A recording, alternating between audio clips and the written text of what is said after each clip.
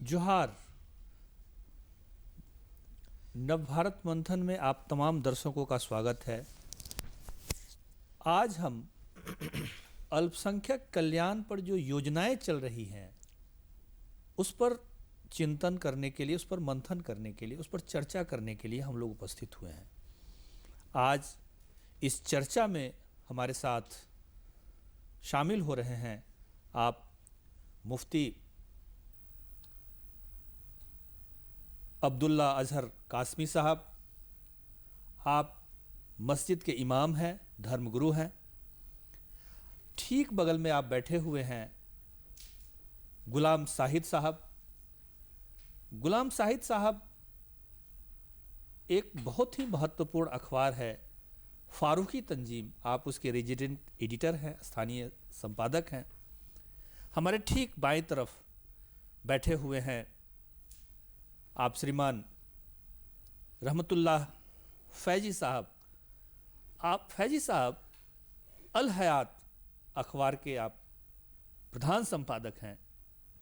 आप तीनों अतिथियों का हमारे इस स्टूडियो में स्वागत है।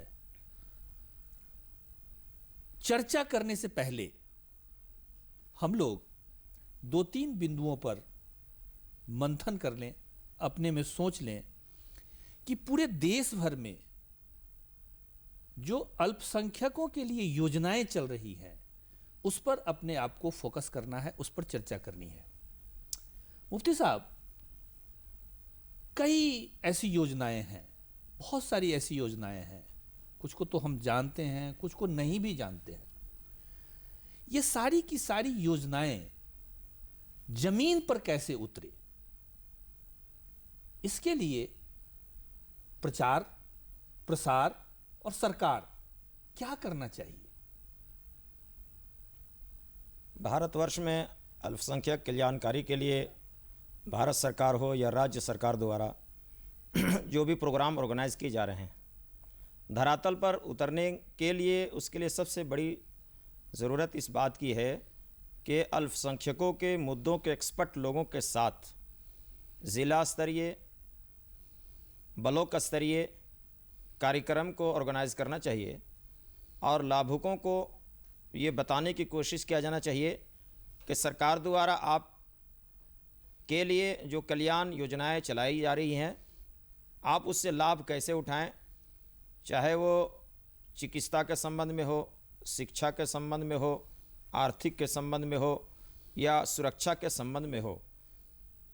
ये योजनाएं उस वक्त तक ज़मीन में सफल नहीं होंगी जब तक कि अल्पसंख्यक माइनॉरिटीज़ के जो एक्सपर्ट्स हैं उनके साथ सरकार कोऑर्डिनेट ना करे, उनके साथ बैठक ना करे।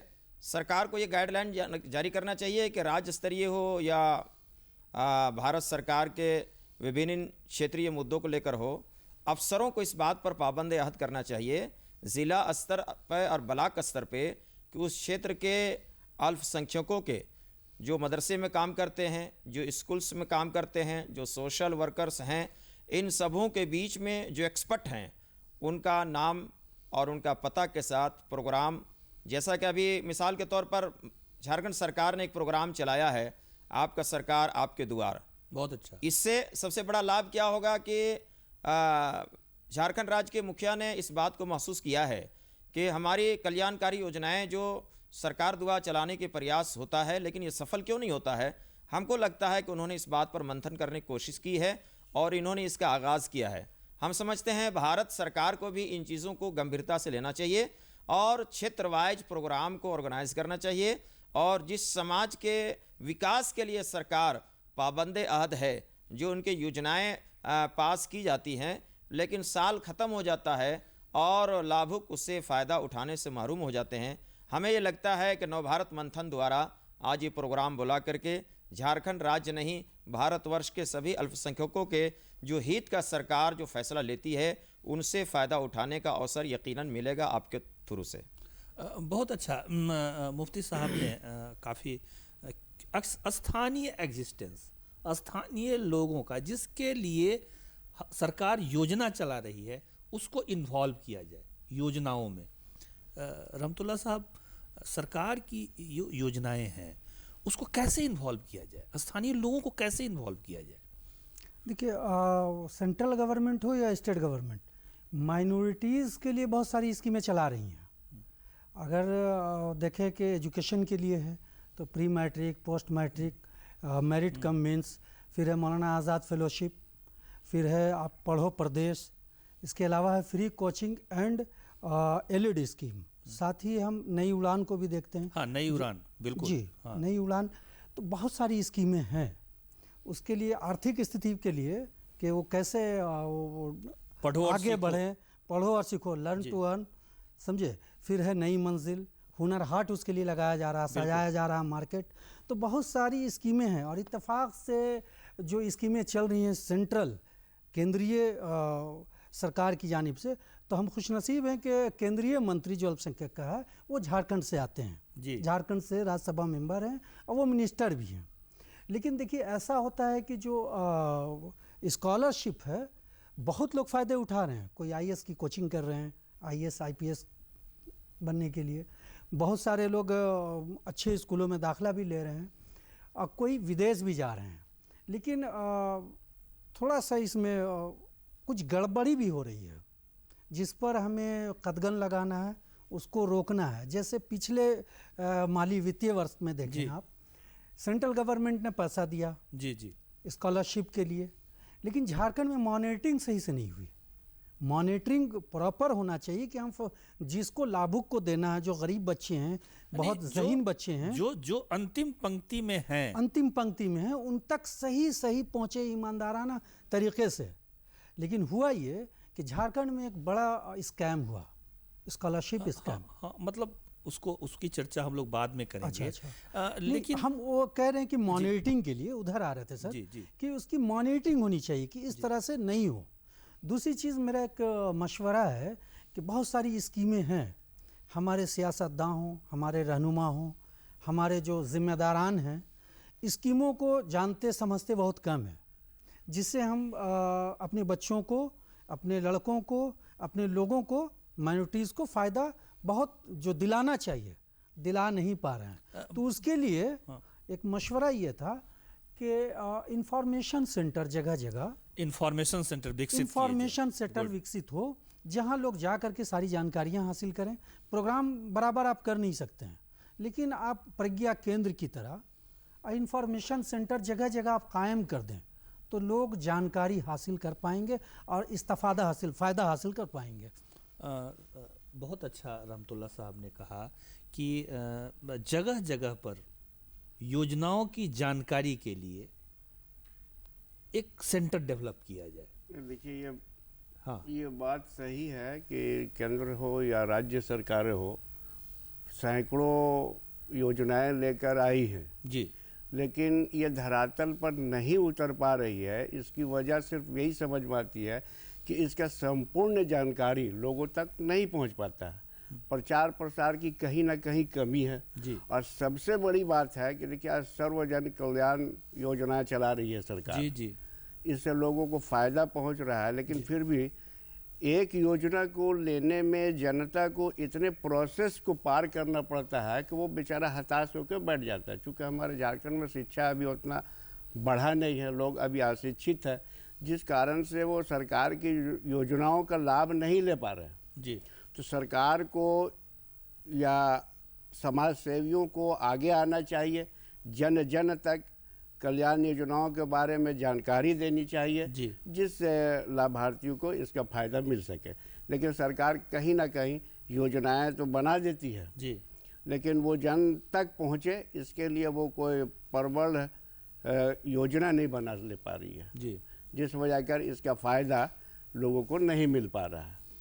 और एक योजना अगर मान लीजिए प्री मैट्रिक या पोस्ट ग्रेजुएट का मामला हो या सर्वजन कल्याण की योजनाएं हो, उसको लेने के लिए जनता को इतने कागजी रास्ते कागजी प्रोसेस इतना लंबा है कि वो बेचारे हताश होकर वहीं पर रह जाते हैं, जिसका लाभ उनको नहीं मिल पाता है। अभी हम तो झारखंड राज्य सरकार के कहेंगे कि बड़ी अच्छा प्रोग्राम शुरू किए हैं, आपके अधिकार आपकी सरकार। अभी सरकार इस योजना के माध्यम से सरकारी अधिकारी एक एक व्यक्ति के घरों तक पहुंच रहे हैं जी। और सरकार के कल्याणकारी योजनाओं के बारे में उनकी जानकारी दे रहे हैं। मैं समझता हूं इससे झारखंड के लोगों को काफ़ी फ़ायदा होगा और ये सरकार की, हेमंत सरकार की एक बहुत बड़ी योजना है।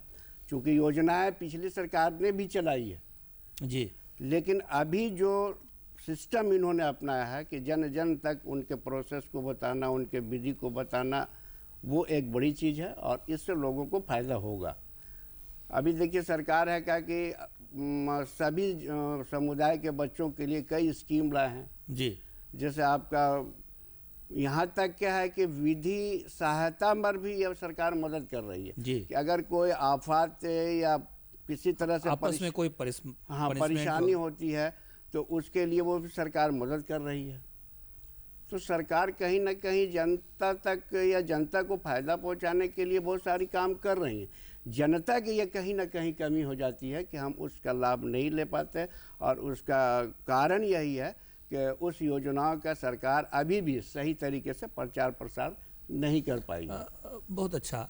अब थोड़ा सा हम लोग माने दूसरा चरण जो है, जैसे योजनाओं में जैसे रहमतुल्लाह साहब ने कहा कि भाई पढ़ो प्रदेश, ये अच्छी योजना है और ख़ास करके अल्पसंख्यक के जो बच्चे हैं जो पढ़ कर के निकले हैं उनको बाहर पढ़ाने के लिए, तो ऐसी कौन कौन सी योजनाएं रहमतुल्लाह साहब हैं जो आसानी से हमारे बच्चे उस योजनाओं का लाभ ले सकते हैं और कैसे लाभ ले सकते हैं? देखिए झारखंड चूँकि यहाँ इलिटरेसी बहुत ज़्यादा है जी, तो इलिटरेसी की वजह से बहुत सारी स्कीमों को हम लोग जान नहीं पा रहे हैं जी, तो मैंने पहले भी अर्ज़ किया कि आप इंफॉर्मेशन सेंटर बनाएं जी, जी, और उनको जानकारी दें कि आपकी सरकार ने, केंद्र की सरकार ने और स्टेट की सरकार ने ये स्कीमें लाई हैं आपके लिए। आप ज़हीन बच्चे हैं, आप ये कर सकते हैं। आप स्कॉलरशिप, अगर माली एतबार से आप कमज़ोर हैं तो आपको स्कॉलरशिप दिया जा रहा है। अगर आप बहुत ज़हीन हैं, आप यूपीएससी, आईएससी, आईसीएसई जो भी आप कॉम्पिटिटिव आप एग्ज़ाम फेस करना चाहते हैं, उसके लिए आपका ये एक स्कीम चल रही है। फिर है कि पढ़ो प्रदेश, बाहर जाने के लिए बहुत ज़हीन बच्चे हैं, बाहर जा रहे हैं। बहुत सारे हमारे बच्चे झारखंड की भी अमेरिका में हैं, ऑस्ट्रेलिया में, बहुत सारे जा रहे हैं, इससे इस्तेफादा हासिल कर रहे हैं, इससे इस कल्याणकारी स्कीम का फायदा ले रहे हैं। ऐसा कोई हमारी जानकारी में है जो सरकार की इन योजनाओं का लाभ लिया है? हालिया दिनों में तो मैंने अपने न्यूज़ में अभी ठीक से नाम याद नहीं है जी, जी, लेकिन मैंने ये इस तरह की खबर हमने अपने अखबार में ली है जी, कि लोग जा रहे हैं सर, लेकिन बहुत ज़्यादा जो हमको हासिल करना चाहिए वो नहीं कर पा रहे हैं। तो आपके माध्यम से जो नवभारत मंथन है, मैं इस माध्यम से अपने मंत्री, जो केंद्रीय मंत्री हैं मुख्तार अब्बास नकवी साहब से इल्तिजा करूँगा, अर्ज़ करूँगा, रिक्वेस्ट करूँगा, विनती करूँगा कि आप इंफॉर्मेशन सेंटर जगह जगह दें। चूँकि हमारे यहाँ इलिटरेसी भी है, बहुत सारे लोग वो समझ नहीं पा रहे हैं, जान नहीं पा रहे हैं, तो हम इंफॉर्मेशन सेंटर बनाएंगे तो जो आपके स्कीमें हैं जो आपकी, उससे ज़्यादा लोग फ़ायदा हासिल कर पाएंगे। स्कीम, योजनाएं, व्यवस्थाएं ये सारी तो है और उसके लिए हमको इंफॉर्मेशन सेंटर चाहिए, स्थानीय लोगों को स्टेक होल्डर बनाया जाना चाहिए। मुफ्ती साहब, एक योजना सरकार की बहुत अच्छी योजना है महिलाओं के लिए, जो लड़कियां, अल्पसंख्यक लड़कियां हैं, वो बेगम हजरत महल छात्रवृत्ति योजना। तो इस योजना को प्राप्त करने के लिए अब जैसे मदरसा से पढ़, क्योंकि आप भी मदरसे से पढ़ करके आप यहाँ तक पहुँचे हैं, और महिलाओं के लिए भी मदरसे हैं पूरे देश भर में, तो महिलाओं की इस योजना का लाभ मदरसे में पढ़ने वाली बालिकाओं को कैसे प्राप्त हो, उस पर आपका क्या? हजरत बेगम महल की तरफ से जो महिला सशक्तिकरण का शिक्षा के या दीगर शोबे के लिए जो चलाया जा रहा है, उससे महिलाएं ज़्यादा से ज़्यादा फ़ायदा कैसे उठा पाएँ, इस सिलसिले में आप जानना चाहते हैं? जी। इससे पहले मैं एक बात ये अर्ज़ कर दूं कि सरकार के पास सिस्टम सब कुछ मौजूद है। सिस्टम को धरातल पर उतारने का मेन जो कनेक्शन है वो उसके ऑफिशियल सिस्टम है। अगर अफसरशाही झारखंड से ख़त्म हो जाए या देश से ख़त्म हो जाए, और जहाँ तक आपने मुस्लिम महिलाओं का उत्थान की बात की है, हज़रत बेगम महल के थ्रू जो योजनाएं चलाई जा रही है उससे ज़्यादा से ज़्यादा बेनिफिट उठाने की बात आपने की है। मेरा एक और इसमें बीच में कहना था ना कि जैसे हज़रत महल योजनाएं तो चल रही है जी, और जो सामान्य स्कूल में पढ़ने वाली बच्चियां हैं अपने समाज की, वो उनके पिताजी भी थोड़ा सा ठीक ठाक होते हैं, गार्जियन अच्छे हैं, तो कहीं ना कहीं से ढूंढ करके खोज करके ला करके उनको तो इस योजना का लाभ जैसे तैसे मिल जाता है। लेकिन जो मदरसे में पढ़ने वाली बच्चियां हैं, बहुत बड़ी तादाद है मदरसे में पढ़ने वाली बच्चियों का, उनको ये लाभ कैसे प्राप्त हो, हमारी क्या जिम्मेवारी उसके लिए भी वही सिस्टम है जो सरकारी स्कूल्स में पढ़ने वाली बच्चियां हैं। जिस क्षेत्र में, जिस डिस्ट्रिक्ट में और जिस ब्लॉक में बच्चियों के नाम पर मुस्लिम माइनॉरिटी इदारे चलते हैं, उसके जो जिम्मेदार होते हैं, उसके जो हेड मास्टर्स होते हैं जी, अगर कल्याणकारी योजना का सिस्टम जो है अगर उसको भी फोकस करना चाहे ब्लॉक स्तरीय या ज़िला स्तरीय, तो वो ज़मीन पर ही इदारे चलते हैं, आसमान पर तो चलते नहीं हैं। बिल्कुल बिल्कुल बिल्कुल। और कहीं न कहीं किसी ब्लॉक पर, किसी न किसी ज़िले के किनारे पर चलते हैं। तो ब्लॉक स्तरीय उनकी जिम्मेदारी है कोई एक डाटा तैयार करे कि भाई शिक्षा के कितने संस्थान यहाँ पर चलते हैं, जिसमें सरकारी कितने हैं, प्राइवेट कितने हैं, मदरसे कितने चलते हैं, और किन इदारों में कितनी बच्चियाँ तालीम पा रही हैं, तालीम का सिस्टम क्या है। तो हमको ये लगता है कि जहाँ स्कूल के बच्चियों को लाभ प्राप्त करने में सहूलियात होती है, जैसा कि आपने कहा कि उनके वालिदैन जागरूक होते हैं तो कहीं न कहीं से वो कनेक्ट हो जाते हैं। मदरसे के बच्चियाँ भी जो पढ़ रही हैं उनके माँ बाप भी जागरूक हैं, ऐसा नहीं कि बिल्कुल वो जानते नहीं हैं। लेकिन मामला है कि जैसा कि अभी मुस्तकीम साहब ने एक बात कही है कि किसी भी कल्याणकारी योजना से लाभ उठाने के लिए बीच में प्रक्रिया इतना डाल दिया जाता है, इतना प्रोसेस हार्ड कर दिया जाता है कि वो एक गांव ग्रामीण का रहने वाला आदमी वो सोच नहीं सकता है वो 10 बार रांची कैसे आ सकता है। रांची आने जाने के लिए 500 रुपये बहुत अच्छा। गुलाम शाहिद साहब, एक जैसा मुफ्ती साहब से वही सवाल हम फिर आपसे दोहरा रहे हैं।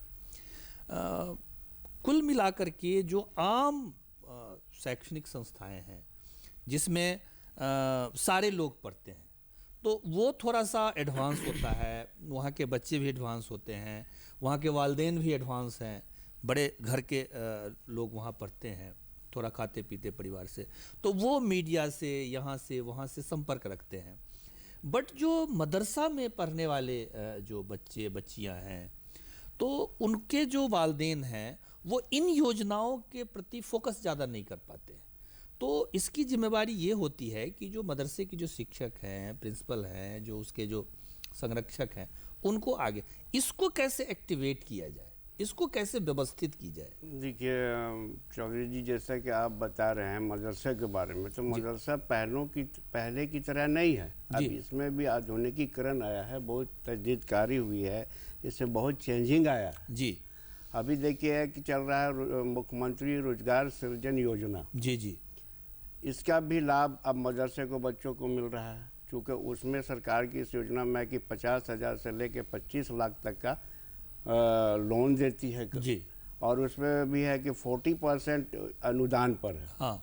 अभी मदरसा के बच्चे क्या है कि पहले सिर्फ एक भाषा तक वो सीमित रह जाते थे, लेकिन अब मदरसा में भी आधुनिक प्रक्रिया के तौर पर सारी भाषाओं को समायोजित कर उनको शिक्षा दी जा रही है, इसलिए वो सरकार की योजनाओं को जान पाते हैं जी। लेकिन सबसे बड़ी क्या है कि वो योजना को तो जान रहे हैं कि सृजन रोजगार योजना में हमको 25,000 से लेके 25 लाख तक 40% के सब्सिडी में मिल जाएगा। लेकिन अब फिर यहाँ पर देखिए कि इसके लिए जो कागजात सरकार मांग रही है उसका प्रोसेस करने में वो कहीं ना कहीं पर चूक जाती है। जैसे इसमें आधार कार्ड है, पैन कार्ड है, फिर आपका इनकम सर्टिफिकेट। जब इनकम आप सर्टिफिकेट मांग ही रहे हैं, मेरे पास इनकम नहीं है तब तो हम लोन ले रहे हैं, तो इस तरह में कुछ सुधार होनी चाहिए। उसी तरह से आपका लीगल योजना भी है कि मान लीजिए कि कोई किसी मुकदमा में फंस जा रहा है तो अभी कहीं ना कहीं पर उसको सरकार तो मदद करती है। जी। यहाँ तक कि अगर वो कोई बीमार पड़ जाता है या प्राकृतिक आपदा से वो घिर जाता है, उसमें भी सरकार मदद करती है। और इन सारी योजनाओं को अभी समाज का पहले से काफ़ी आगे बढ़ा है। लोग मदरसों में भी अब आधुनिक शिक्षा दे रहे हैं, जिस वजह कर उनके बच्चे भी काफ़ी लाभान्वित हो रहे हैं और उनको भी सरकार की योजनाओं को फ़ायदा मिल रहा है। लेकिन जितना मिलना चाहिए उतना उनको नहीं मिल पा रहा है। और इस फिर कहीं ना कहीं बात जाती है सरकार के सिस्टम पर। तो सरकार के सिस्टम में भी कुछ चेंजिंग आना चाहिए। सबसे पहले तो आप देखिएगा, जो कि हम बोलना नहीं चाह रहे थे लेकिन बात निकल जाती है तो दूर तक जाती है जी। अब मान लीजिए कि एक ही योजना है, हम उसका लाभ लेना चाहें तो हम जिस कार्यालय तक हमको पहुंचना है वहाँ तो पहुंच जाते हैं, लेकिन कहीं ना कहीं पर वहाँ भी एक नाप और तौल का पैमाना शुरू हो जाता है, जिससे पिछड़े हो जाते हैं। बहुत अच्छा रहमतुल्लाह, काफ़ी अच्छा गुलाब साहब ने कहा कि योजना में कहीं ना कहीं हम पिछड़ जाते हैं। ये तो है देखिए, सरकार का अपना बाहर मीटर होता है, वह हर चीज़ों को अपने ढंग से उसकी योजना बनाती है, अपने ढंग से व्यवस्था खड़ी करती है। हमारा समाज जो है, समाज भी पढ़ा लिखा है और समाज की भी बहुत बड़ी भूमिका होती है किसी योजना को प्राप्त करने के लिए।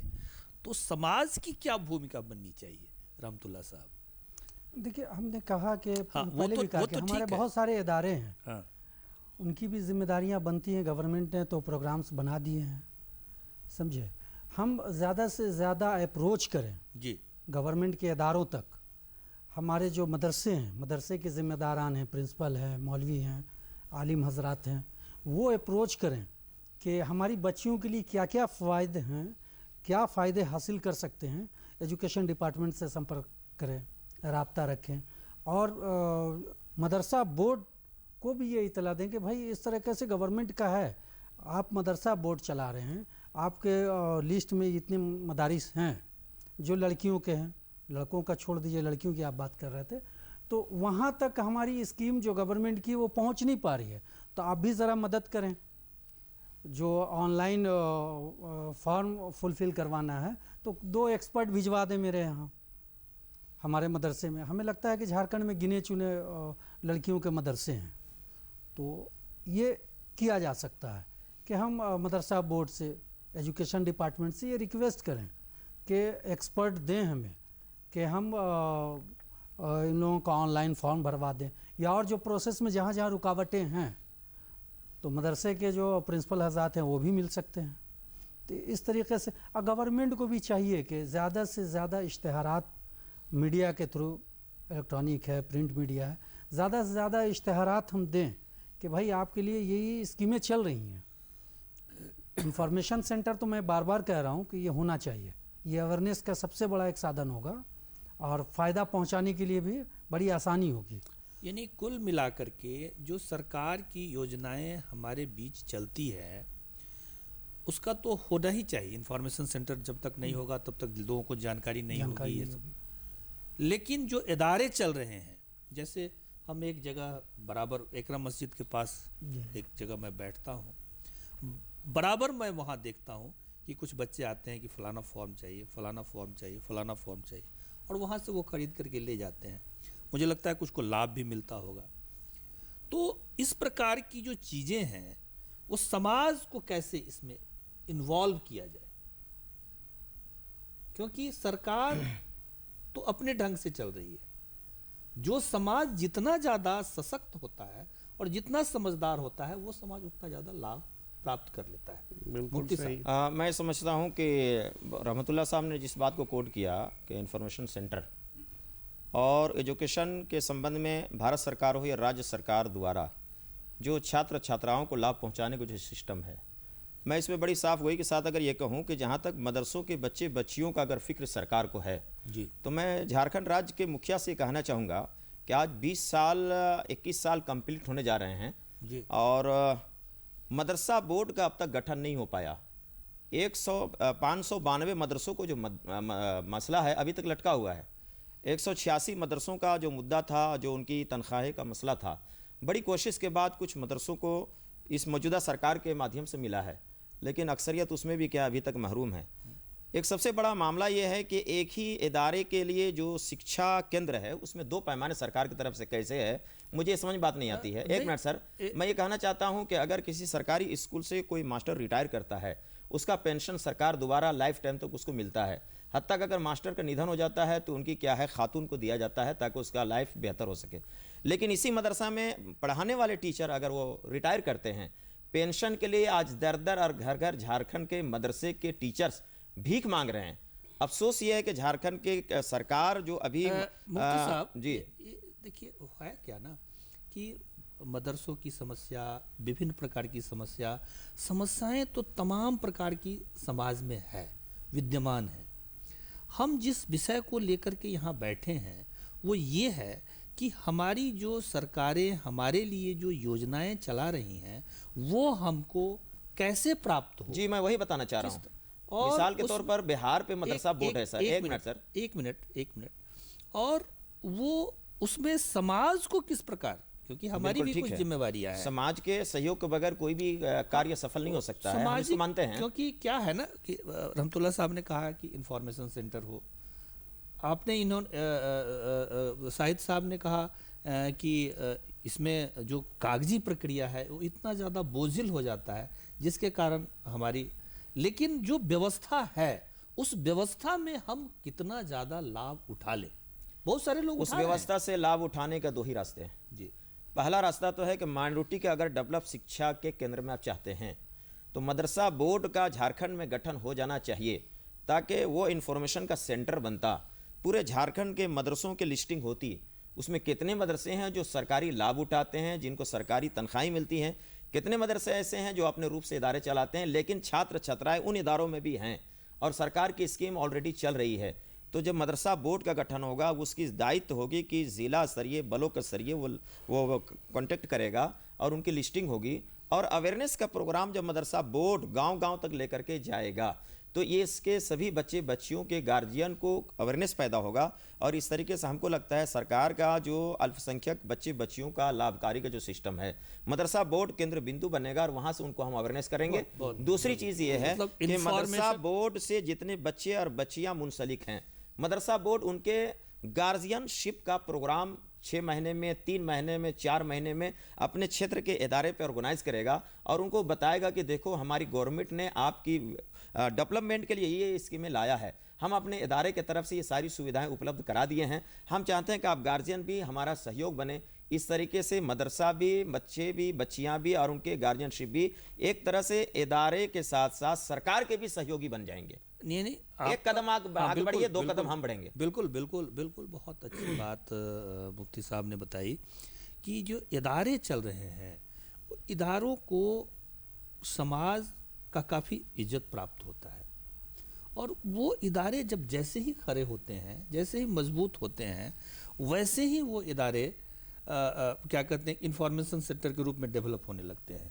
आपका इस पर क्या मतलब? नहीं देखिए, अभी आप लोग जो मदरसा और उसके बच्चों के बारे में जो बात कर रहे थे तो ये बात यहीं पर ख़त्म नहीं होती। आप शेड्यूल कास्ट, शेड्यूल ट्राइब का भी अध्ययन करें तो शेड्यूल कास्ट और शेड्यूल ट्राइब को भी सरकारी योजनाओं का लाभ नहीं मिल पा रहा। अगर वो 10% लेती है तो 2% हमारे शिक्षा मदरसा के बच्चों को भी मिलता है जी।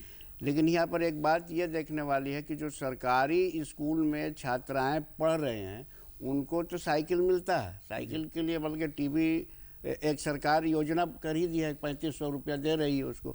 लेकिन वही बच्ची अगर किसी प्राइवेट स्कूल में पढ़ रही है तो उनको ये योजना का लाभ नहीं मिल पाता है। नहीं वो ऐसा है ना सही साहब, वो सरकार की तो पॉलिसी है कि वही बच्चे, उसी बच्चे को, वो सरकार का अपना एक पैमाना है कि जो सरकारी विद्यालय में, सरकारी स्कूलों में जो बच्चे पढ़ेंगे उन्हीं को उस पैमाने का लाभ मिल पाएगा। ये तो सरकार का अपना एक पैमाना है।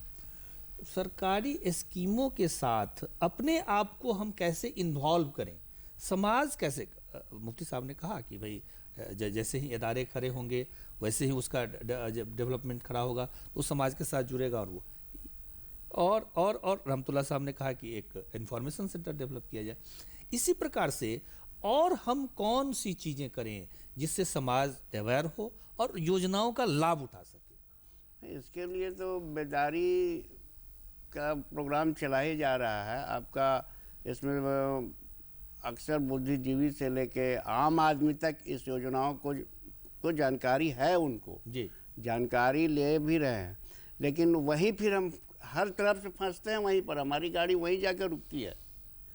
तो सरकारी योजनाओं से मतलब इसका फ़ायदा लेने के लिए कहीं ना कहीं अब तो सरकार से, जैसे एक मान लीजिए कि सूचना केंद्र की बात हमारे एक भाई ने किया, तो अब सरकार को तो एक प्रतिनिधित्व स्कूल में और समाज के बीच जाके उसको प्रशिक्षण करना चाहिए कि भाई अभी हमारे बीच ये चल रहा है, आपको इन स्कूलों से ये फ़ायदे होंगे, आप इसके लिए आगे आइए।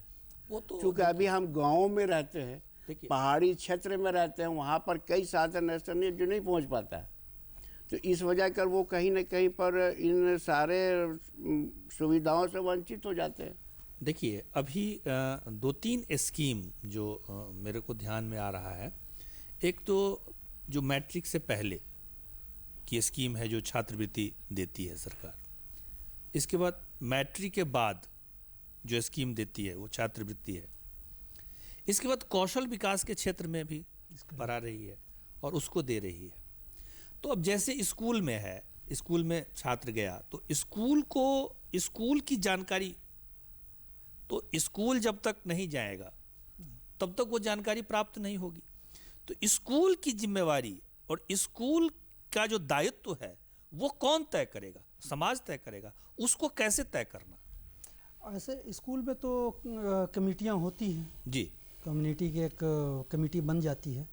ईमानदार होनी चाहिए वो कमेटी जी, कि हम टीचर्स को कैसे काम लें, वो सही से इन्फॉर्मेशन दे पा रहा है कि नहीं बच्चों को। अगर स्कॉलरशिप है तो स्कॉलरशिप का फॉर्म अगर निकल रहा है टाइम से तो वो फुलफ़िल हो रहा है कि नहीं। तो जो कमेटी है उसको अवेयर होना चाहिए।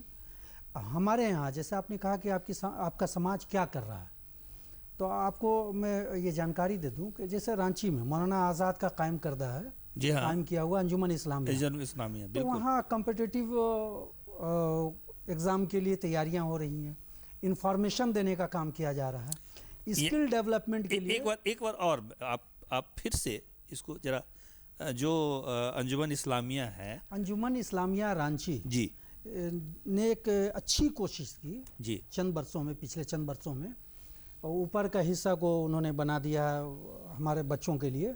उसमें कोई भी बिला तफरीक मुस्लिम गैर मुस्लिम सभी आते हैं। उसमें क्या है कि कॉम्पिटिटिव एग्ज़ाम के लिए एक अच्छा माहौल क्रिएट किया गया है कि आप लोग तैयारियां कीजिए, और जो गवर्नमेंट की स्कीमें हैं या जैसे वैकेंसीज़ हैं जी, तो वहाँ पर एक बोर्ड है, वहाँ लगा दिया जाता है कि ये सारी चीज़ें हैं, आप अवेयर भी होइए, उससे फ़ायदा उठाइए। और एक ऐसा माहौल क्रिएट किया गया है कि आप लोग समाज के मेन स्ट्रीम में अच्छे से शामिल हो जाएं।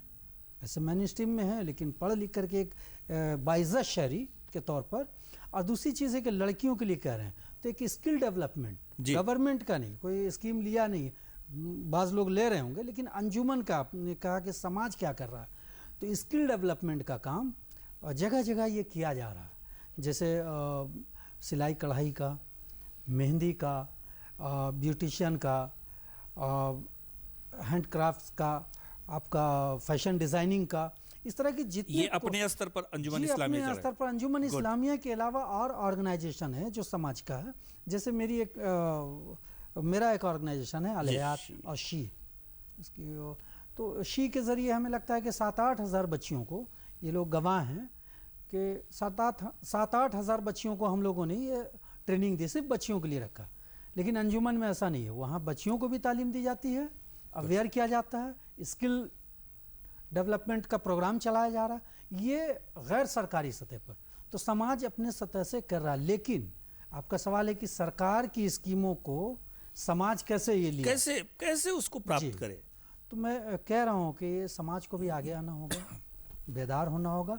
स्कूल की जो कमेटियाँ हैं गवर्नमेंट, उसको भी जिम्मेदार होना होगा। तो इससे एक अच्छा नतीजा बरामद होगा, अच्छा नतीजा निकलेगा। एक और मतलब उससे थोड़ा सा अगला चरण जैसे आपने अंजुमन इस्लामिया के बारे में कहा, ऐसी कुछ संस्थाएं झारखंड में होगी ही, कई लोग चला रहे होंगे व्यक्तिगत स्तर पर, सामाजिक स्तर पर। ऐसी और कुछ जैसे लोहरदगा में हो या गुमला में हो या फिर गिरिडीह में हो, ऐसी कुछ योजनाएं चल रही हैं? एक्चुअली देखिए, समाज अपने उत्थान के लिए कहीं ना कहीं अपना कुछ काम तो करती ही रहती है, चाहे संस्थागत हो या फिर सरकार से लेके हो। जी, जैसे स्किल डेवलपमेंट का भी बात आ रही थी। जी हाँ। स्किल डेवलपमेंट से ये सरकारी योजना के साथ साथ प्राइवेट तौर से लोग अपने तौर पर भी काम करते हैं। जी, जैसे आपके हमने अभी एक दौरा पर हमने देखा था लोहरदगा में कि वहाँ पर सभी समुदाय के बच्चियाँ उसमें जुड़ी हुई थी, जिसमें माइनॉरिटी के भी थे, शेड्यूल ट्राइब के भी थे। उनको है कि जैसे आर्थिक अर्जन कैसे हो, उसके लिए वो झोला सिलाई कर रही हैं, उसके लिए वो मतलब हैंडक्राफ्ट का बहुत सारे काम है, उस तरह से कर रही है। तो वो अपने आप से तो कहीं पर लगी हुई है। नहीं, लेकिन सरकार को मैं जरा इंटरप्ट, मैं जैसे मैं खुद गया था अंजुमन इस्लामिया, जो सबसे ऊपर वाला जो उसका पोर्शन है, उसमें बाकायदा एक चार्ट मैं देखता हूँ कि वो टंगा हुआ होता है कि ये सरकारी स्कीमें हैं, स्कॉलरशिप की स्कीमें हैं, बच्चों की शादी का स्कीम है, सारी स्कीमें जो उस समय के क्या होता है वो लगा होता है।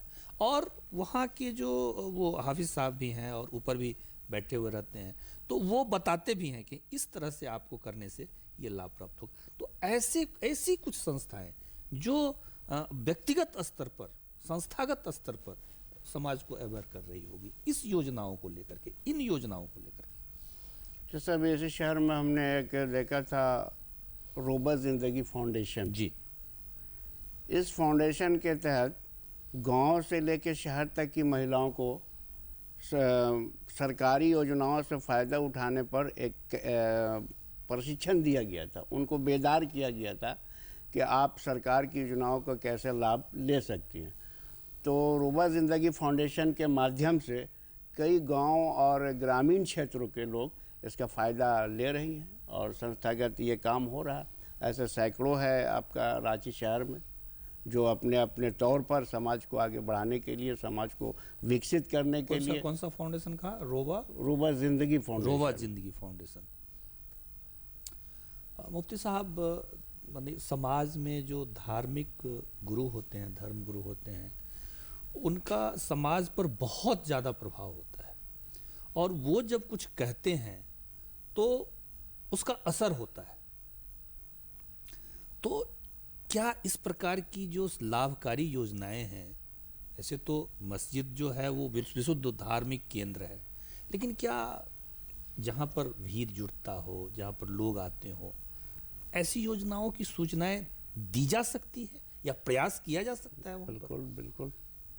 देखिए, आपने जहाँ तक मेरे ख्याल से मस्जिद के जुमे के खुतबे के बारे में आपने क्वेश्चन किया किसी भी या जानकारी लिया, तो ये सच्चाई है कि माइनॉरिटीज़ में इस्लाम धर्म में जुमे का दिन बहुत शुभ दिन माना जाता है और मुस्लिम कम्युनिटी में इसकी पूरी तैयारी के साथ जुमे के नमाज में पूरा समाज घंटा 1.5 घंटे के लिए मस्जिद में हाजिर होता है और हमारे प्रवचनों को भी बड़े गंभीरता के साथ ये सुनते हैं। काफ़ी और इसके लिए तमाम मसाजिद में देश के अंदर जो संवैधानिक सिस्टम हमको दिया गया है, इस मिट्टी से जो प्यार और मोहब्बत की जो खुशबुएं आती हैं और प्रोफिट मोहम्मद ने अपने देश और अपने उस मिट्टी से जो प्रेम का जो भावना जगाया है, उसी के संदर्भ में हमारा स्पीच होता है, हमारा संदेश होता है।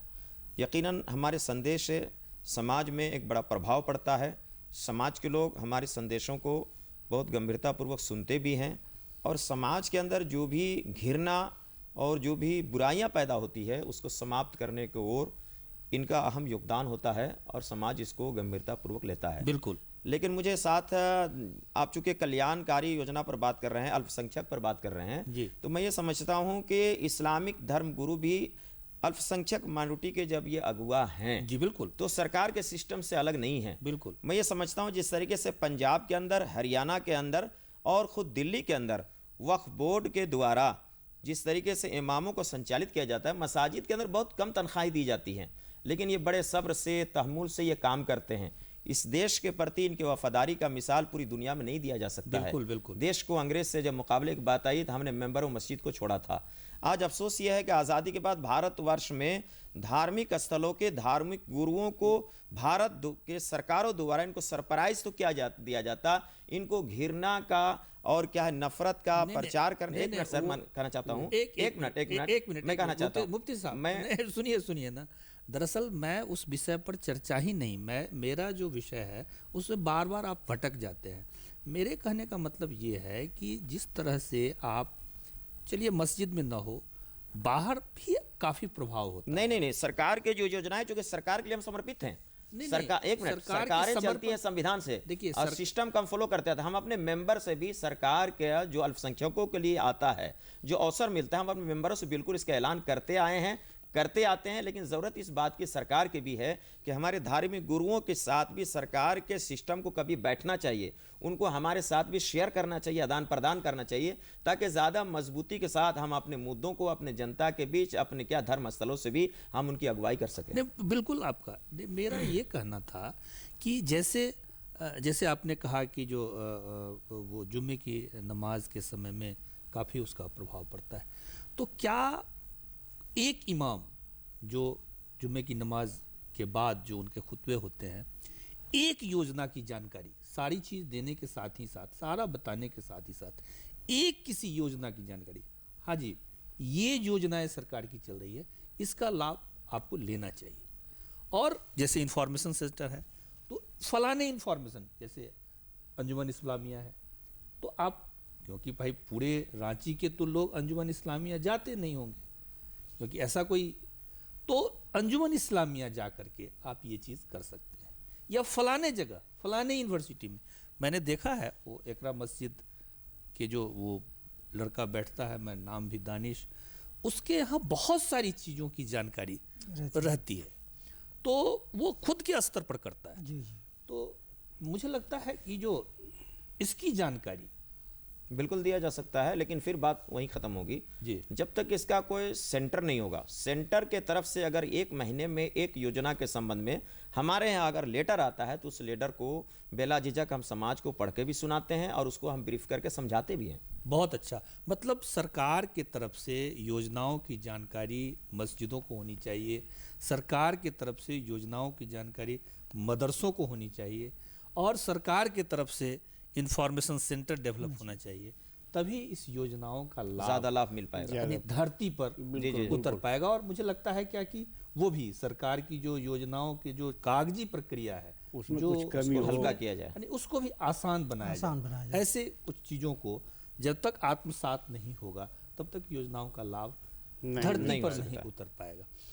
तीसरी बात, जो हम नए चीज़ों पर अब चर्चा के लिए फिर से उपस्थित हुए हैं, जैसे पूरे देश भर में जो जैसे माइनॉरिटी हैं, एसटी हैं, एससी है, जो सरकार के नज़रों में जिनकी कुछ विरासती चीज़ों को संरक्षण करना है, कुछ सरकारी वो क्या कहते हैं कि अपनी चीज़ों को संरक्षित करना है, भाषाओं को संरक्षित करना है, ऐसी कोई योजनाएं जो विरासती चीज़ों को संरक्षित कर रहा हो, कोई ऐसी संस्था आपकी नज़र में मुफ्ती साहब, विरासती चीज़ों को? देखिए सर, विरासती चीज़ों की हिफाजत का मतलब ये नहीं है कि एक किला बंद को हम ताला लगा दें और एक क्या है गार्ड बैठा दें। उसका मतलब ये है सर कि जो हमारे पूर्वजों ने जो कार्य बेहतर समाज के लिए, देश के प्रति किया है, उसको आगे बढ़ाने के लिए हमें फिर वही अधिकार मिलना चाहिए। मिसाल के तौर पर वक्फ बोर्ड भारत के अंदर जो है, दिल्ली के अंदर बहुत सारी चीज़ें हैं जो मुगलिया दौर की बहुत सारी चीज़ें बनाई हुई हैं।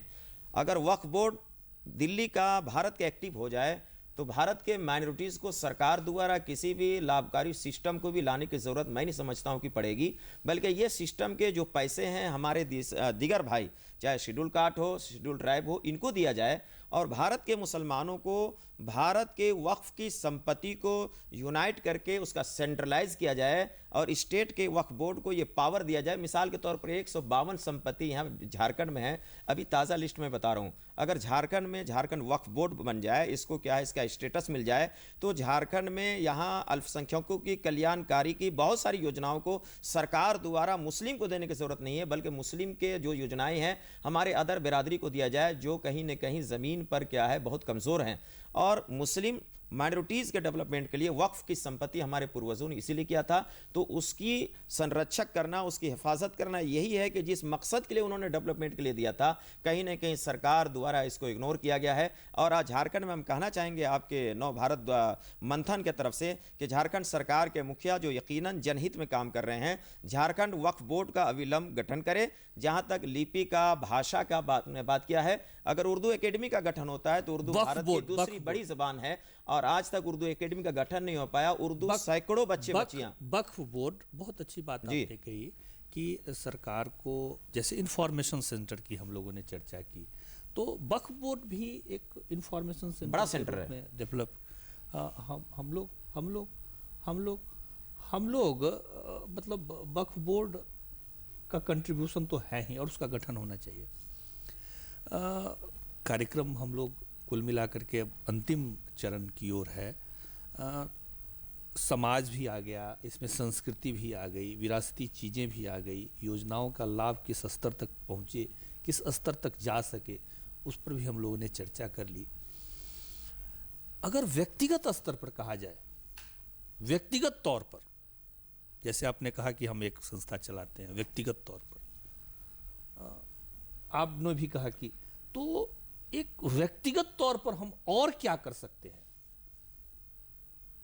क्या ये हम सबको मतलब सरकारी योजनाओं पर मंथन के बाद हम यहीं पर पहुंचते हैं कि हमें चाहिए कि हर आदमी को ये प्रण ले लेना चाहिए, ये वादा कर लेना चाहिए कि कम से कम हम अपने से 2 और लोगों को इस पर बात करें, जानकारी दें, फॉर्म उपलब्ध करावें। हर आदमी ये सोच ले कि हम एक योजना की जानकारी दूसरे तक पहुंचाएंगे, तो इससे है कि लोगों को फ़ायदा मिलेगा। अब जिस लाभकारी योजना को जानते हैं वो हम अपने तक सीमित रख देते हैं, जिससे वो नुकसान होता है। तो हम जिस योजना के बारे में जान रहे हैं कि इसका ये, अब जैसे एक क्यूस की योजना सरकार की है, उसमें है कहा कि छोटी छोटी दुकानें बना के शिक्षित बेरोजगार युवा युवतियों को दिया जाता है। इसको भी हमको प्रचार प्रसार करना है। ये अलग बात है कि अभी इस झारखंड के कई डिस्ट्रिक्ट में इस योजना को शिथिल कर दिया गया जी। तो इस तरह के बहुत सारे योजनाएं हैं। तो उसके लिए हम तो, या जनता तो अभी पहले के बनस्पत अभी काफ़ी प्रशिक्षित है और लोगों को वो बता भी रहे, संस्थागत भी और जाति तौर पर भी। लेकिन है क्या कि उसका लाभ फिर भी कहीं ना कहीं पर रह जाता है, पूरी तरह से नहीं ले पाते। कुल मिलाकर के व्यक्तिगत तौर पर अगर तय किया जाए, ये संकल्प लिया जाए हर एक समझदार व्यक्ति, बिल्कुल कि भाई जो जानकारी मेरे पास में है वो जानकारी हम दूसरे तक पहुंचाए और वो धीरे धीरे समाज के अंतिम छोर तक के पहुंच जाएगा। इच्छा शक्ति की जरूरत है व्यक्तिगत रूप से। मतलब अच्छा, दूसरा, हम लोग अखबारी आदमी भी हैं, आप भी अखबार से जुड़े हुए हैं, आप भी अखबार से जुड़े हुए हैं।